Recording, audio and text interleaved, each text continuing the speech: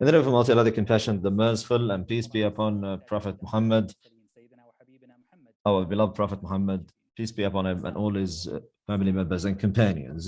Our dear guests, ladies and gentlemen, peace be with all of you. Would like to welcome you to another KnowTalks as part of the KnowTalks series under the Muhammad Rashid Al Maktoum Knowledge Foundation.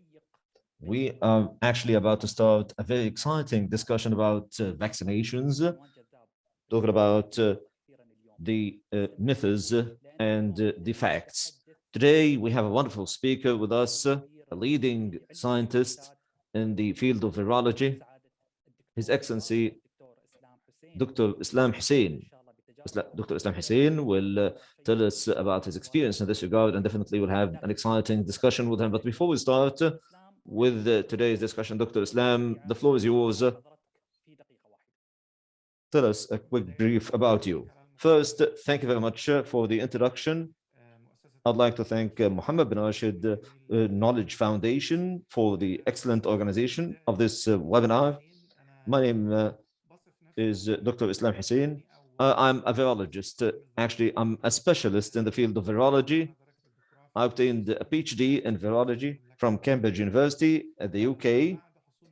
And after obtaining the PhD, I moved to the United States of America. Now I live in the USA. And I moved between several major universities and research centers. I started at the National Research Center in the USA, the National Institute of Health, with Dr. Tony Fauci heads one of these institutes, and he's become a very renowned global figure in the wake of the COVID-19 pandemic. From the NIH, I moved during my fellowship after the PhD. I studied the HIV virus.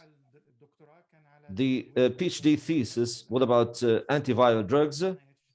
In NIH, I worked on HIV for 3 years. Then from the NIH, I moved to a university in Kansas City, the School of Medicine, where I worked on a very strange hantavirus, which is similar to COVID-19 in terms of the spread of the virus. However, the death rate are much higher for that respiratory virus. Then I moved from Kansas to MIT in Massachusetts, where I live now. I started working at MIT on influenza viruses from different angles. I spent 5 years there. And from MIT, I moved on to my current location of work, which is actually a company called Microbiotix, which works on finding drugs, antiviral drugs, and I lead the research group in this company. Our objective is to find new drugs, antiviral drugs, that can combat a large number of viruses. I really have a great deal of intention and a great deal of interest in terms of boosting scientific knowledge on YouTube and social platforms. I have this is something that takes a lot of my time and effort, but I really enjoy such contributions to do my best to deliver my knowledge and to deliver my expertise to the world in general. This is a quick overview. Thank you very much, Dr. Islam. It has been a wonderful career, and we are really proud of you, and we are proud of people like you and scientists like you, Dr. Islam. Now, ladies and gentlemen, fasten your seatbelts and get ready. So we will go on and launch a journey that does not require a PCR test, a journey about the vaccination, the world of the vaccines, and how it works within human body. This is the first section of our talk today. The second section will be a surprise. Let's start with the first section and begin with this question, Dr. Islam. Let's go back in time to previous years. How did vaccinations start? Can you tell us about vaccines and how they start? A quick overview. One of the most beautiful histories of medicine, in terms of the most beautiful and wonderful discoveries in the realm of science, is vaccinations, actually. Because if it hadn't been for vaccines, we wouldn't be sitting together discussing the topic of vaccines, because vaccines made a great shift towards boosting people's health and extended many people's lives. In the past, they used to have many children. they would have 10 children because only a handful of them would live on, because 7 or 8 of them would die during their childhood because of diseases. Vaccines, let's say that the most wonderful discoveries in the realm of science were actually by coincidence. And this is the funny part about this story. The story of vaccines started with a British doctor called Edward Jenner in the year 1798. So we have been working on this for hundreds of years. We got the concept of vaccines. The idea that he was interested in contagious diseases and infectious diseases, and back then they had very limited capabilities. Our idea of viruses and bacteria was really quite limited and was not in full form the way we have it today. So it was only based on observation. He was a highly observant individual, and he tried to learn from what's going around him and gather information. So he managed to, there was a virus called smallpox virus. Smallpox virus was causing many problems to Europe. It was a vicious virus. It killed millions of people in Europe. The death rate with smallpox is at least 50%. It's a lethal disease. It caused a great deal of problems in Europe back then. And they did not have any way of treating smallpox or preventing it in any way. So he noticed that, Edward Jenner noticed that the women who milk the cows, and those cows are infected with something very close to smallpox. It's called cowpox. And that virus has skin rash and rash that is visible on the skin. And the people who were infected with the disease, they would be mutilated severely, because even when they are healed, some people may be, able to recover. It would leave scars on the face that would continue with them until the end of their lives, and they would be mutilated and deformed, physically deformed. The beginning of makeup, the concept of makeup actually, which is used widely by men now, actually started with smallpox, because they had these marks on their skins and they were trying to conceal it with some sort of powders, and now we have the modern day makeup.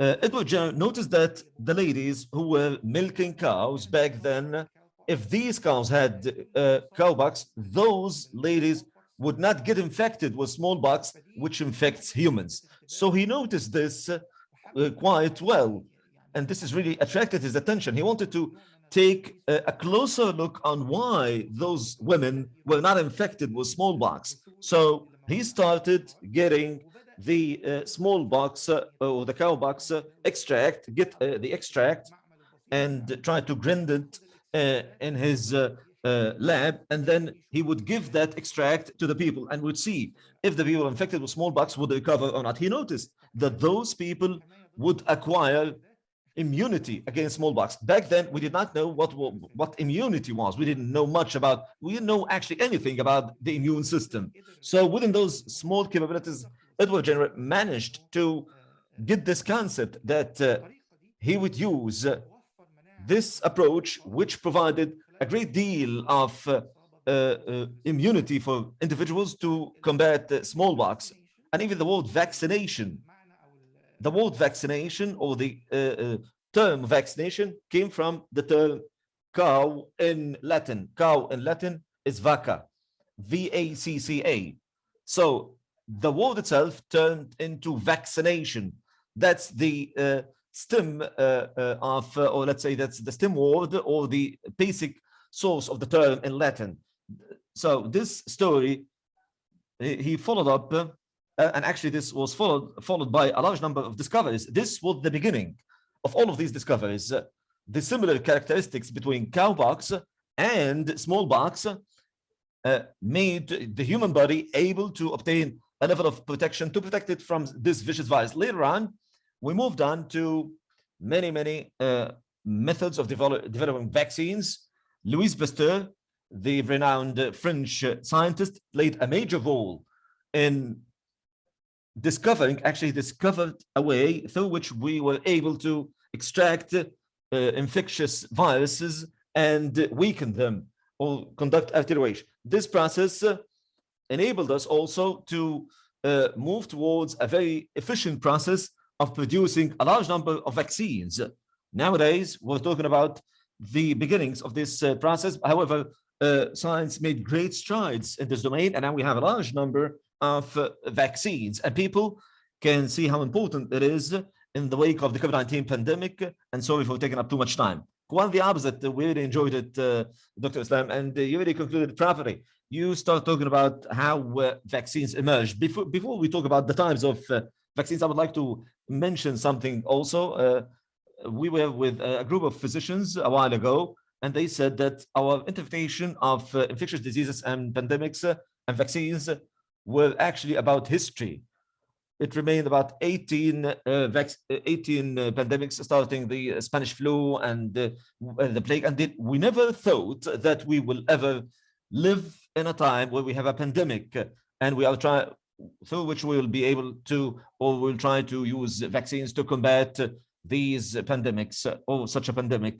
The world is always changing, and we're always discovering new things. And that is why I need to move on to the second question. 2 days ago, I was with a number of friends, and they said, they asked me, should we get the AstraZeneca vaccine or the Sinopharm vaccine or the Pfizer vaccine? Which one should we take?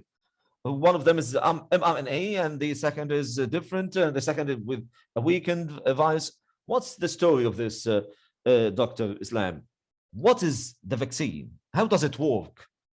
How does it activate the immune system in the human body?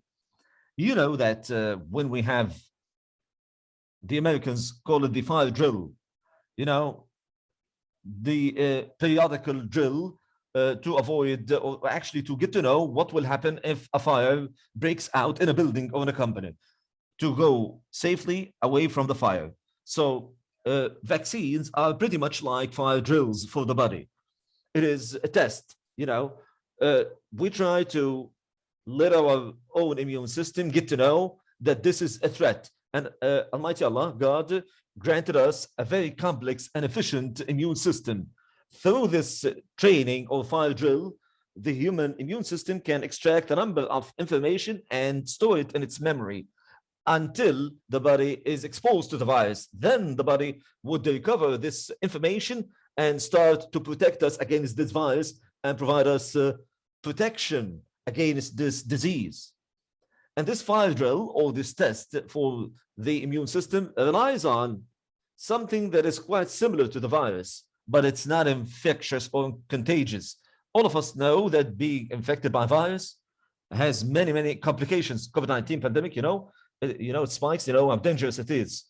We want to train the human immune system. We want to expose the human immune system and the body to something that is similar to COVID-19 virus, but does not cause the same complications like the virus. The ways that are used to train the human body in this regard are categorized into two main approaches, one of which is called the classic approach, which belongs to the long-standing history that we told you about a short time ago. And this relies on two types of vaccines. We have one of them, which is called the inactivated virus. The inactivated virus, or the dead virus. They always call it the killed vaccine, but the word killed is actually, in the world of virology, does not make much sense. But let's just say it is the inactivated vaccine.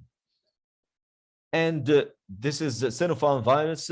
This is the Sinopharm vaccination, actually, and this is the way Sinopharm vaccine deals with the virus. The COVID-19 vaccinations require a great deal of time to validate its efficacy, but we did not really have the luxury of time. We don't have any such inactivated viruses in the past, but for the COVID-19, but they were developed. This is the classical approach. The new approaches are new ones. They use technologies that human beings managed through scientific research to achieve. They go back to the 1980s or the beginning of the 1990s. These technologies were not discovered now in 2020 or 2021. No, these technologies were developed by scientists for almost 30 years, and it reached a high level of maturity. It's just like a fruit that it was high time to benefit from the fruit of this process that spanned for 30 years among scientists. So the motivation here was the COVID-19 pandemic, which triggered activating this process. We have three key techniques used in this approach, one of which is relies on the viral transfer. It's called adenovirus. In nature, it causes some simple or non-dangerous flu infections, but this virus is modified, genetically modified, so we can make it unable to reproduce or replicate itself. The virus does not replicate itself when it really goes into the body. One more thing is that we introduce to it a copy of the genes which causes one of the virus COVID-19 pandemic. On the surface of the COVID-19 virus, it has spikes. This protein is the protein that stimulates the immune system's response to produce antibodies. So we take this DNA responsible for producing this protein, and we encapsulate it into this live virus, and we give it as a gift to the individual who is being injected with the vaccine. So this is the basic concept of the adenovirus. The second modern technology is something that belongs to the mRNA, or the mRNA. This mRNA is the latest technology. It has been exceedingly successful, thank God. It relies on, instead of using the gene or putting the gene inside the adenovirus encapsulation, we take the DNA or this RNA, actually, we take it and we put it in this way, which is a way of expressing the protein. When the body wants to produce a protein, our entire body is full of proteins. So these proteins are produced through genes which are saved within the nucleus, and a copy of the mRNA is sent to the cytoplasm, and there we have the ribosomes of the cell, and then the message here is modified by the RNA. We take this message only, and we encapsulate it with some fats, including certain particles, and we inject it as a vaccine. This is the mRNA vaccine. The third and last type is a technology that we call the subunit vaccine, which is part of the virus. Subunit means part of something larger.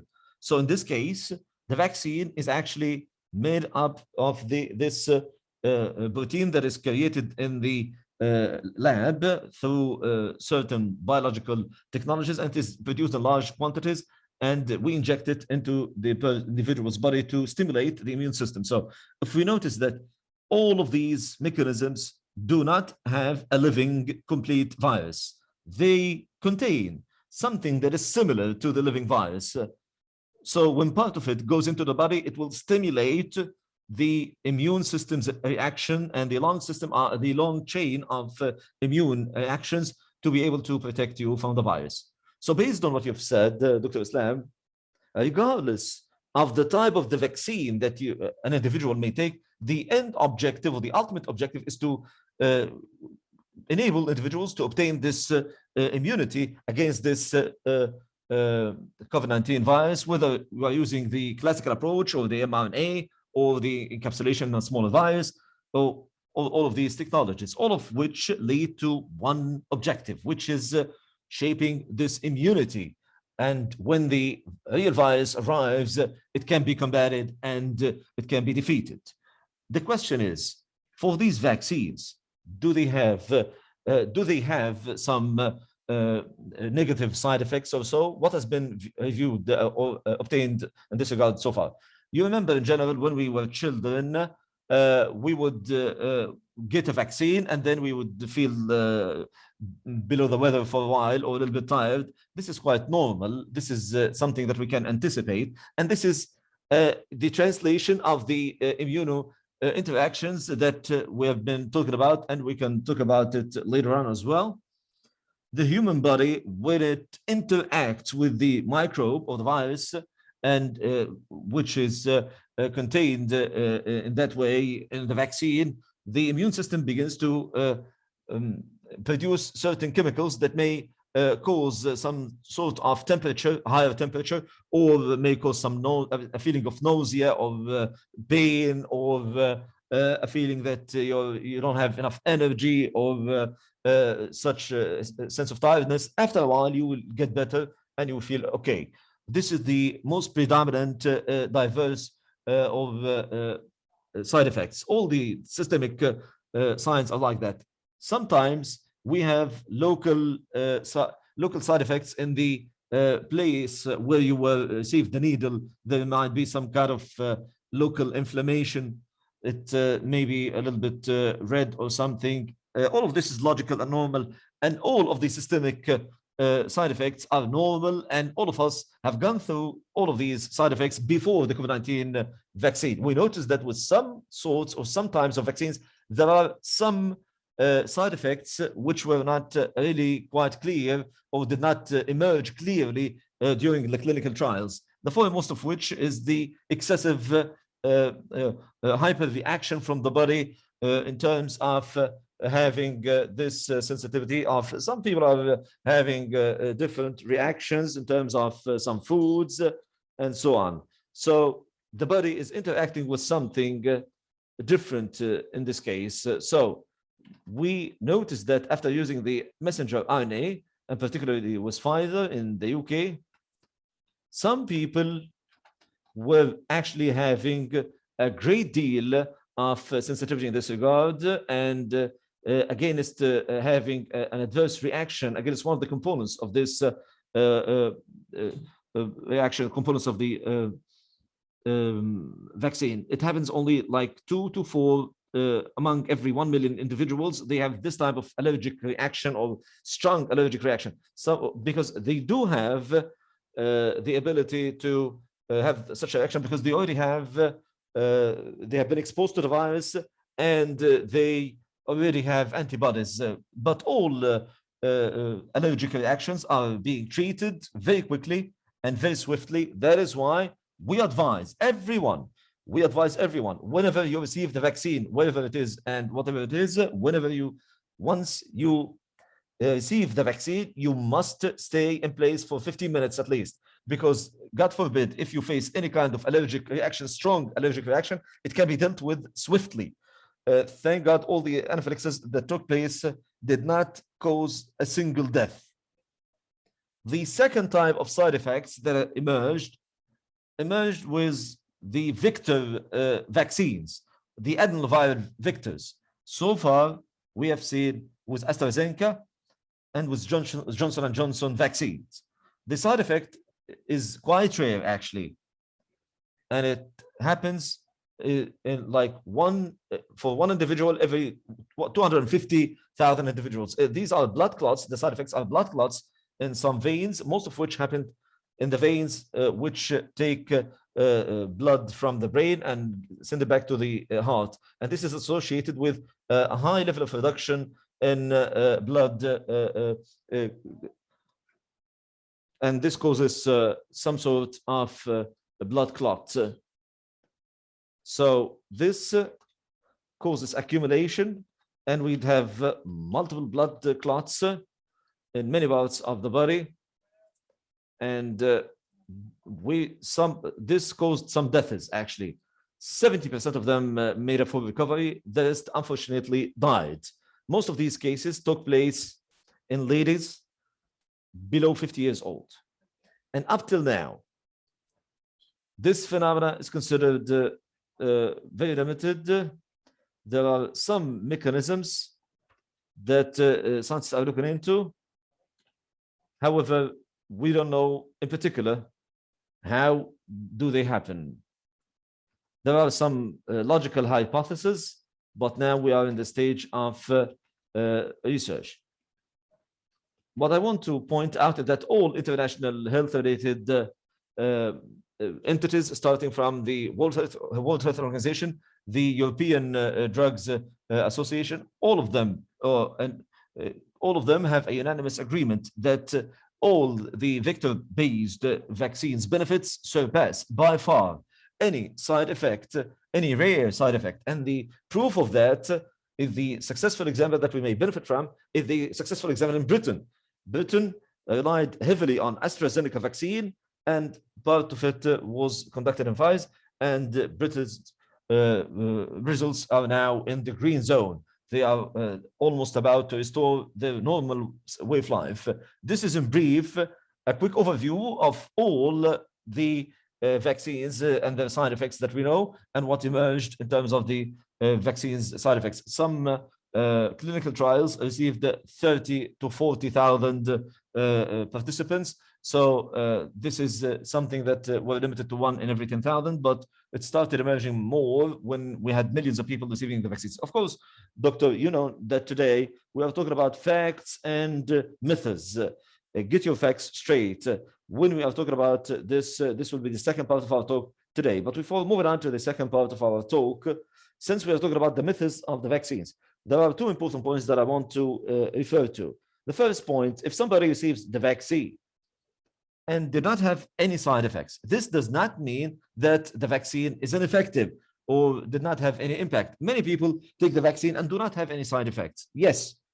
And the clinical trials are the best proof of this, because if we have taken a look at the clinical trials tests outcomes, we'll see that part of them had some side effects, and part of them, or some of them, never had any side effects. And both of them had the required immune response, because they take samples from the blood and they test them and they look for antibodies and their immune cells and so on. The side effects and not having side effects, or having side effects, or having side effects that are varying in severity, depends on genetic differences and immune system differences and age differences among people and differences between men and women and so on. Many, many differences and variations. However, the final outcome of all of these variations and differences is that all things are okay. All things are okay and fine. If you have some side effects, you will recover in a couple of days. If you don't have any side effects, you also don't need to worry, because your immune system is working properly. So actually, everybody is asking himself, I did not have any side effects. Let me see what to do. Give me some water. Maybe I need to drink some water. So we want to stress that not having any side effects does not mean that the vaccine is ineffective. We need also to highlight this, Doctor. When somebody has an inflammation or suffers from diabetes, or God forbid, God protect all of you, they take medication, right? They take diabetes or hypertension medicines and so on. Let's take a look at the prescription, or actually the medical leaflet, which is inside the medicine. If you read the side effects of the medicine, you will never take any medicine. The same can be applied to vaccines. They may have some side effects, but that's not an incentive not to take them. You know, one of the most common medicines among women is contraceptive pills, and the level of blood clots because of using contraceptive pills is like 1 in every 1,000 or 2,000 ladies in the world.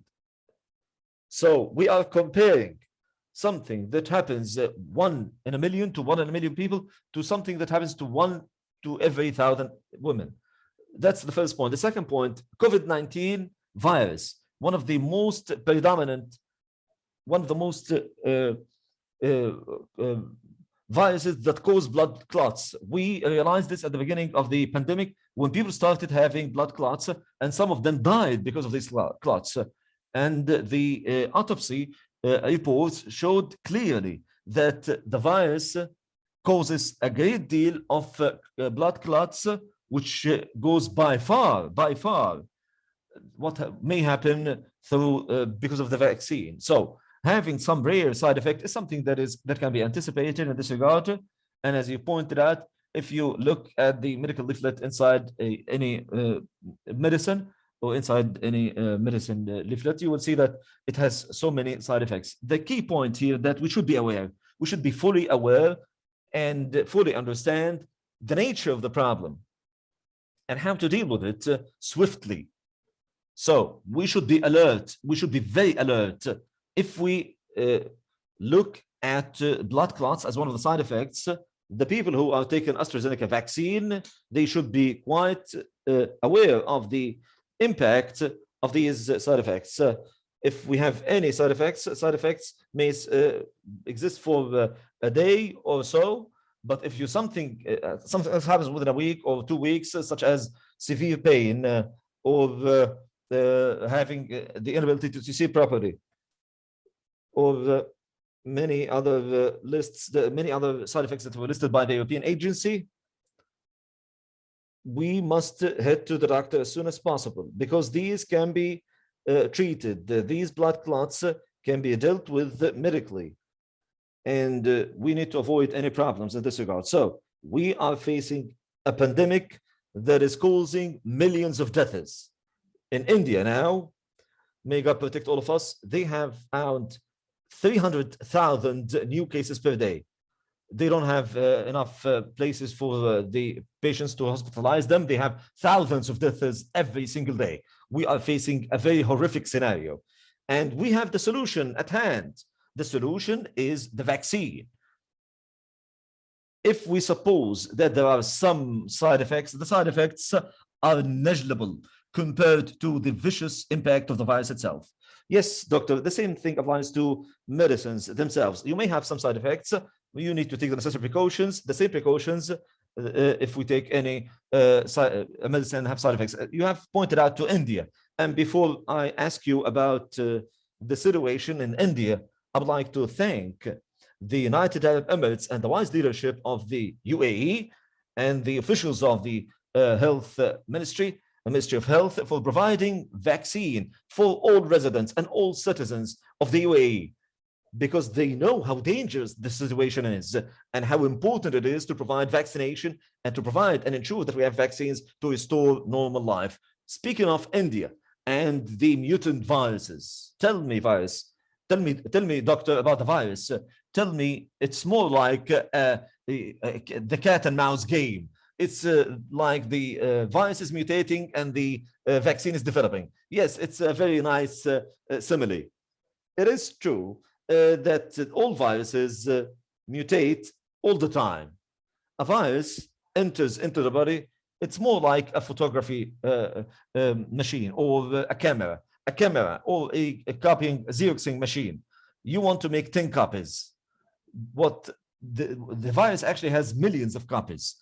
We have a single copy of the virus within the cell, then it controls the cell and uses these Xeroxing machines within the cell themselves and use it for its own behalf or for its own benefit and produce millions of itself. But the enzyme that replicates the role of Xeroxing machine has some problems.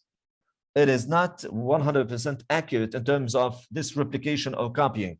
So what happens is that if we have 1,000 copies of the same document, you will notice that one letter in every single typo, we will find that in every paper, there is a different typo.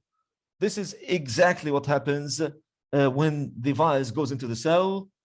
This is a basic part of the nature of all viruses. It's not something limited or restricted to COVID-19. We are focusing on COVID-19 because of the impact of the COVID-19 pandemic. However, this is something that happens with HIV and with all other viruses.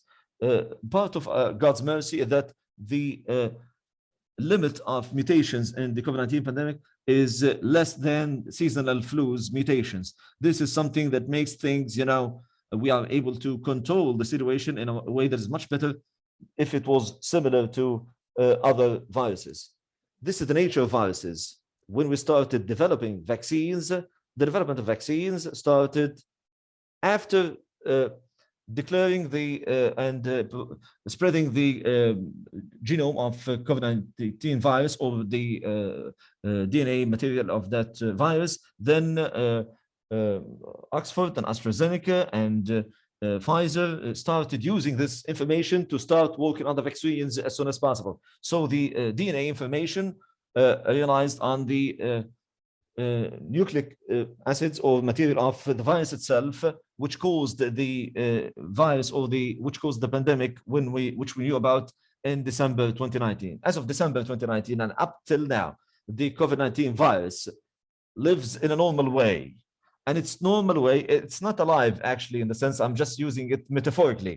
The virus is not actually alive, but it uses, or it has this normal cycle or normal biological cycle. As you kindly pointed out, it is running and we are chasing it. It is evolving and we are chasing it. We have made an unprecedented achievement in the history of humanity. Within 6 to 8 months, we managed to develop an arsenal of vaccines, and we are using them now. And the outcomes of those vaccines are being manifested in a number of countries that have had a high level and a high rate of vaccination. At the same time, the virus is mutating. So now we are witnessing some mutations, which are concerning. The worst of which is the mutation that started in South Africa, because it has a mutation that enables the virus to maneuver immune system. If the virus is like this and the immune cells are attaching themselves to its RNA, when there is some mutations happen, they hinder this attachment of immune cells to it. Luckily, we still have other places on the virus where the immune cells can attach themselves to, and they have not mutated yet. So what we see now is that there is a reduction in terms of the efficacy of the vaccines. When we measure the efficiency in terms of neutralizing capacity, the neutralizing capacity of the vaccines, there is a reduction. If we measure this with humans in a clinical trial, the same way we've seen with AstraZeneca, we will notice that there is a reduction in the efficiency of the vaccine. Yet, we are still having a level of protection that we have not lost entirely. So, we are nearing the level of danger. Luckily, the vaccines stimulate a large number of antibodies. Even if we lose part of it, we are still protected. However, we must accelerate as soon as possible in terms of expanding the vaccines and expanding the level and the scope of vaccine. The more we waste time, the more we may have more mutations that may be even more concerning. This takes us to the herd immunity. What is the role of the vaccines in shaping herd immunity?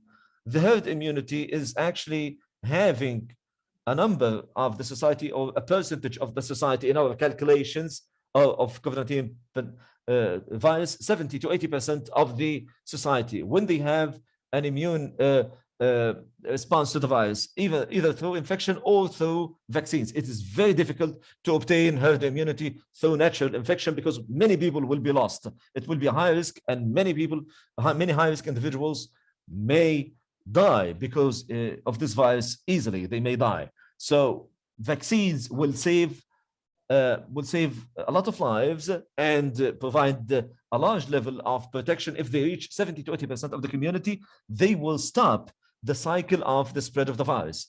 If we are sitting, let's imagine that we have 100 individuals sitting in a single room, and 80 out of those 100 individuals have been vaccinated. They have immunity. And then we have a visitor who is coming from a different village or a different country, and he's infected. When he enters the room, he does not have much of an opportunity to infect most of the people in the room. But if 100 people in the room have not been vaccinated, you can imagine the scenario that will happen, and the virus will spread like wildfire.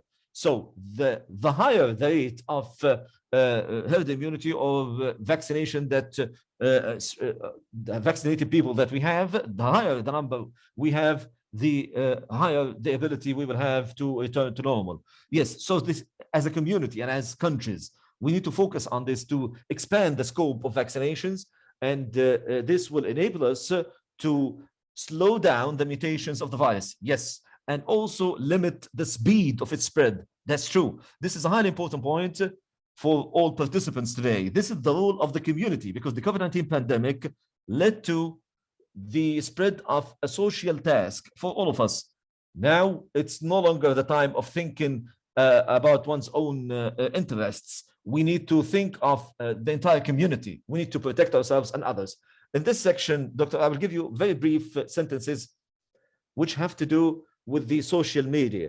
As you know, with the development and the massive development in the realm of social media, new people have emerged. They are selling and promoting myths, including the WhatsApp groups, the magic WhatsApp groups that spread myths and lies. Yes, they have become, they have put themselves forward as professors and scientists. Please tell me about each sentence. Is it a myth or a fact? And quickly, why is it a myth or a fact? We also have so many questions from our participants.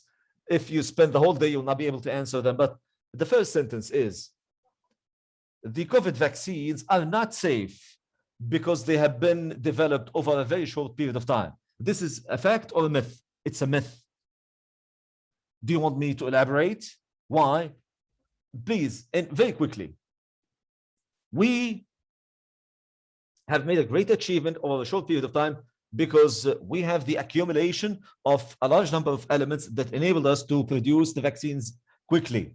I cannot really elaborate much on them because we don't have much time, but we did have information about the COVID-19 virus, one of which is Wars virus, which was discovered in the Arab Peninsula.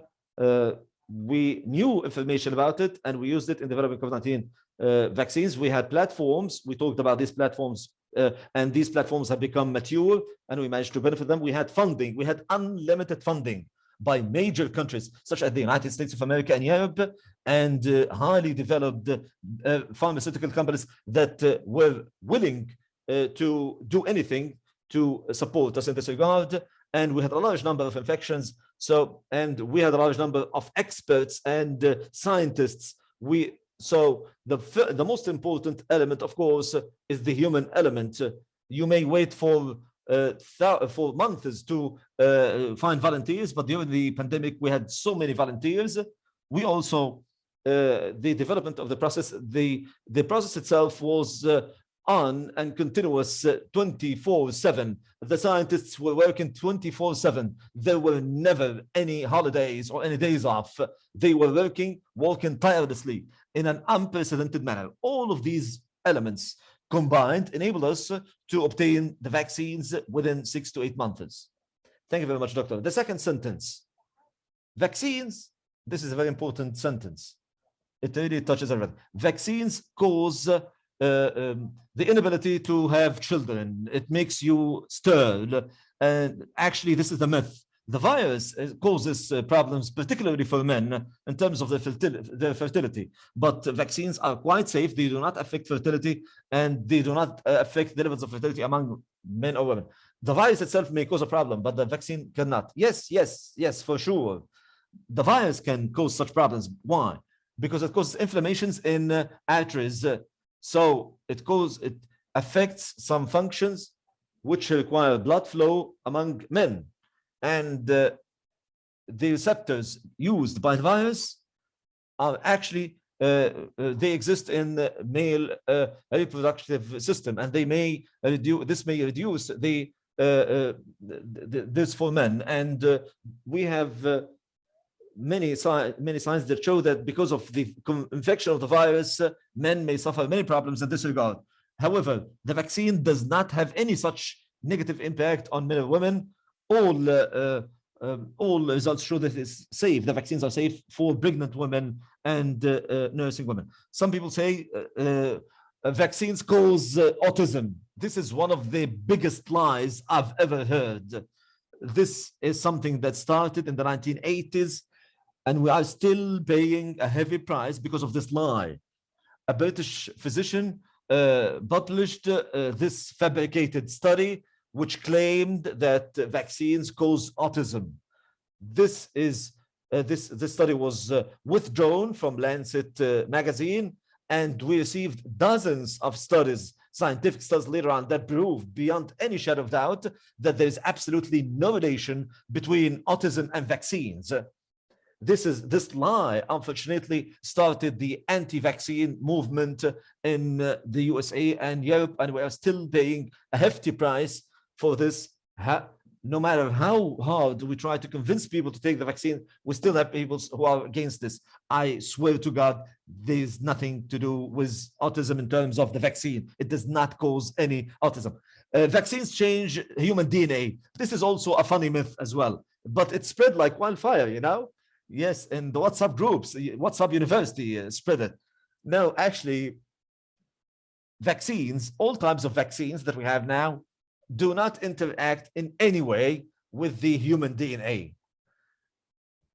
The most the vaccine that was used by many people to scare people off vaccines is the mRNA, because this has to do with RNA and it will change our DNA and we will have DNA mutations. It will transform us to elephants and to crocodiles, and we will turn into animals.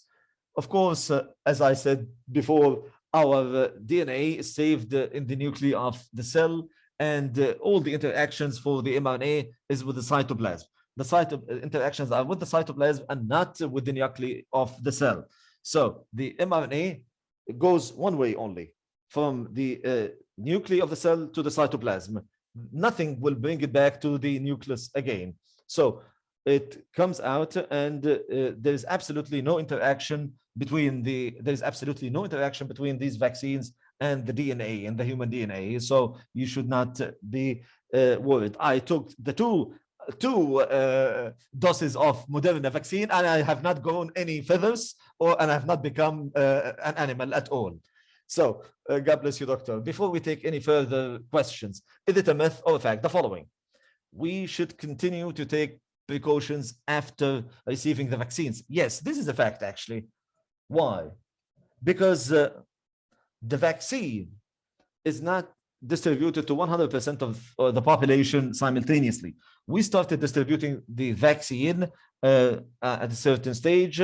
We started with high-risk individuals, and then physicians, and so on. And we started expanding the scope of vaccines to other segments of the community. What's happening actually is vaccines are providing protection from the virus, the way clinical trials are pointed out. It protects us from the disease. So God forbid, if I'm infected, I will not have any severe symptoms, and I will not have to be hospitalized. Another characteristic for vaccines is that we did not really get much information about it in terms of protecting us from getting the infection in the first place. Now we have results and outcomes with some vaccines. This is very important, doctor. Yes, it is very important. Yes. A great deal of information show that vaccines provide protection against infection in the first place. The CDC Center issued a study a few weeks ago showing that the vaccines in the USA provide a 90% protection from initial infection. However, we do not have a full picture about all vaccines. We still have some gaps within our information. We are not 100% sure. We are not 100% sure that vaccines can prevent infection completely, but we are 100% sure that they can protect you from the severe symptoms and the severe results of the infection with COVID-19. So if we suppose that we do not have full protection, what will happen? What will happen is that, suppose that I'm one of the lucky people who received the vaccines. After I got the vaccine, I feel that I'm a Superman and I can do anything and nothing can harm me. So I can remove the mask and go mingle with the entire community and have fun, and because I have had the vaccine. But if I interact with people who have not been vaccinated and I'm infected by them, I will not be harmed, but I will transfer the virus to the other people who have not received the vaccine. The danger will be reduced when we have the herd immunity that we spoken about, when we have almost complete coverage of the community. Until we have this type of immunity, we still need to be committed to the precautionary measures that all of us know, wearing a mask, social distancing, and so on, until we reach the level of herd immunity, and then we can get back to normal. Excellent. Thank you very much, Dr. Islam, for dispelling these myths which have been spreading everywhere. Now we have 10 minutes before we conclude the session. We'll take a number of questions from the participants. They have so many questions. Very quickly, we'll say, you can answer these questions quickly, and if you feel that the question needs that the person should go and visit or should go and see a physician. We are not prescribing medicine, of course. If you feel that they need to see a physician, you can refer them to a physician or say you can go to a physician.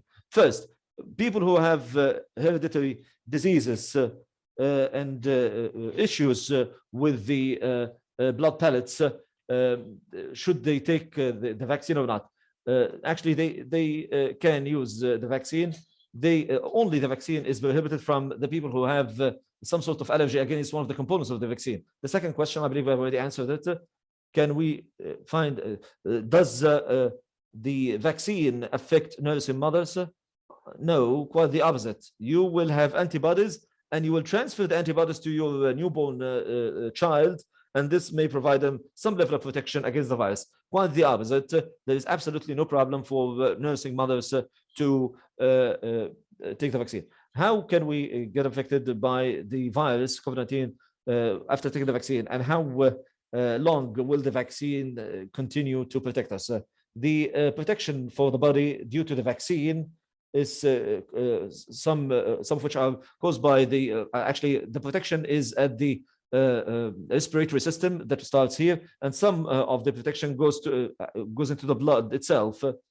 The infection is through inhaling to begin with. Viruses go in through the respiratory system, go into the body. Then they can go down to the lower respiratory system, and they cause all the major problems that we know of. The vaccine provides protection, but if it does not have enough protection in this level of the respiratory system, we cannot protect the body 100% against the virus. But when it enters the body, we will have an arsenal of antibodies that have been shaped into the body by or formulated into the body through the vaccine, and will limit its ability, will limit the virus's ability to replicate itself within the lungs and therefore combat it. But still, you got infected. So we have two types of functional immunity. That's the first type, which is combating the virus, and we have the infection protection against the infection itself. We have many such examples among very successful vaccines that do not have sterile protection or does not protect you from infection 100%, such as polio vaccine and flu vaccine, yet they represent major success story in the history of humanity. Please do not be worried about that issue. What matters the most for us is not to have to be hospitalized in case we are infected. Secondly, in time, we will have more information about the role of vaccines to reduce infection rates, because if they do not protect you 100% against infection, and if I'm infected after receiving the vaccine, the disease will not continue in my body for its normal cycle, 10 weeks or 10 days or so. Within that week or 10 days, I'm shedding so many viruses around me and I'm infecting many people. But if I have 1 or 2 or 3 days to recover, I'm definitely reducing the possibility of spreading the disease among other individuals. The following question is also an excellent question. Many people have been talking about it. Does the is the COVID vaccine injection true, or is it not true, or is it just fabricated? The one I took was real. I don't know how it can be fabricated. Can you explain this to me? What's the objective of this question? Do people just go for a photo shoot, you know? Actually, I took the vaccine and I looked at the ampoule of the vaccine and what was written on it, and the nurse that gave me the injection used it in front of me, and after the first dose, I had some mild side effects, local side effects. As for the second dose, I spent one night very tired and so on, but after that I recovered completely. I do not cast any doubt on this at all. I encourage people, once they take the vaccine, you should take a picture or a video to pacify people and to make people feel calm, to calm people. Vaccines are real. Forget about the pictures and so on. Look at the countries which entered the green zone. Look at the countries that reached the level of reopening the ports and their airports. There are examples of such countries. And God willing, we will reach the level that we hope for, God willing, if all of us are committed and take the vaccine. And I believe this is a tangible reality in the United Arab Emirates. With the spread of vaccine rates in the UAE, life is returning gradually back to normal. And in many cases, it has returned to as normal as possible. So this is a comprehensive process and a social process. We should not pay attention to these myths or to these false claims. Another question that is quite recurring, an individual may say that I received the vaccine, this type of vaccine, and I took the two doses of the vaccine. Now, I want to take another type of vaccine. When can I take the second type of vaccine or another type of vaccine? Is it possible or not? Should I go and take another type of vaccine if it is possible? How long should I wait before taking another type of vaccine? Theoretically, this is possible. But in reality, we do not have results up till now which measure, which look into what happens within the human body in terms of immune response, in terms of what will happen when you mix two different vaccines. Theoretically, this is possible. There are AstraZeneca vaccines and the messenger RNA. All of them produce this type of protein within the body. So at the end of the day, they are making the same product within the human body. But we cannot be content with that. There has to be some trials. Now, currently, Britain is one of the countries leading the path in terms of mixing two different vaccines, and we are about to have the results published soon. If one is very excited about this and cannot wait for the results to be published, he should wait at least 3 months before, as a time interval between vaccine A and vaccine B. Because if you have had the two doses of vaccine A and you are lucky enough to have a third dose of, let's say, vaccine B, wait for 3 months to give your body the time to stimulate immune response, then you can have another dose. And in such a case, it is important also to say that we do not have conclusive results about that, and we do not have clear protocols about that, the protocols of shifting from one type to another. Since I received a single type of vaccine, this gives me sufficient protection, God willing, and we should wait until we see how the protocols that will be released by health organizations and according to the different international resolutions in this regard. There is an important point here. They say, does vaccines in the first generation of COVID-19 against the first generation of COVID-19 virus, does it protect us from the mutations of COVID-19? Can we reassure people that the vaccine that they received some time ago still protects us and still provide us with sufficient protection? Yes, yes. The immune response by the vaccines, and you can see my hand, they are at this level. This is with the original virus. With the beginning of the mutations, this level of protection is being reduced gradually with these mutations. But if we hypothesize that there's this protection line, we are approaching this protection line, but we are not below this limit of protection line. We are still within the level of protection that can protect us, but we are playing with the lion in this case. I mean that we may reach a level of mutations that make us below a certain threshold of protection, and in such a case, the results will not be good for people who have had the vaccine. But up till now, we have a unanimous agreement among scientists that we are still within a level of antibodies and protection that protects us. That is why the companies that have developed these vaccines are now working on a modified version of the same vaccines that will be dedicated particularly to providing protection to the body against mutations. So what is required of us now is to take the first 2 doses of the vaccine and wait for a while, and I think within a couple of months, maybe by the end of 2021 or the beginning of 2022, God willing, we will be recalled again to take a third dose a reactivation dose, but it will be a little bit different from the doses that we've had before, because it will be designed specifically to give us protection against will give us a strong protection against the mutations. So we should not be concerned so far, but as I said previously, we are in a race. I believe that herd immunity is very important, doctor, definitely, to delay this phenomena. Yes, definitely. The virus does not have mutations unless it moves from one individual to another. So the more we can reduce the level of infections, the more we can reduce the number of mutations. How can we reduce infections? By two things. The first thing is precautionary measures that all of us know. And the second mechanism is vaccines. We don't have any third step or third option. One last question before we conclude. Now it's 6 o'clock, doctor. The natural protection, is it better or the vaccine is better? Some people say, let me get infected and have natural protection instead of having the vaccine. What's better? This is a very important question, actually.